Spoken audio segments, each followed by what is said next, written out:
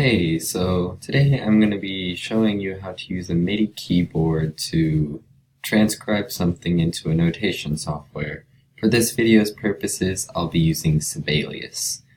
So basically what you need, I have a MIDI keyboard, you'll need one too, and Sibelius.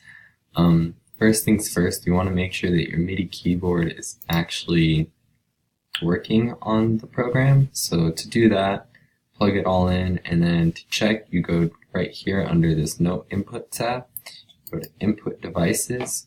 That's a little big, let me fit that in here real quick. And it'll pop up with this screen. You can see this is the keyboard I have, the USB Oxygen 49. It'll show up here if it's working. If not, you can go down here and hit Find New Input Devices. I'll put a link to further walk you through that, but if everything's well, it'll show up here, and once you've got that figured out, you're good to go. So what you want to do is you want to make sure that you're at a comfortable tempo to start with. Excuse me. To do that, you have to go to this View tab, hit Panels, go to Transport, blanked for a second. It'll give you this little tab, and this right here is a tempo changer. So what that does, you can set it to something comfortable. 60 or around there is a good bet.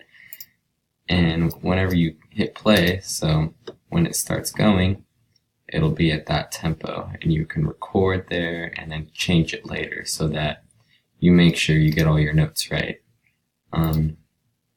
So that's a nice little thing to have. You're going to want to set this at the beginning. You do that by going to play and hitting this button right here.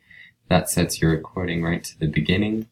And what you're actually going to want to do to record from your MIDI keyboard into the software is you go to Note Input and select that first bar just by clicking on it. And all you've got to do is hit record. And I'll be showing you in a second. I'll be playing a little thing on my keyboard, and this is what it'll look like. So once I hit record, I'll get a little count off.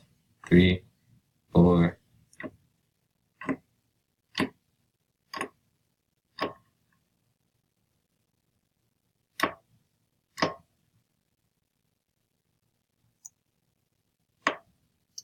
And you can see this is what I played on my keyboard, and this time I was lucky. It notated it perfectly for me. This is actually exactly what I played.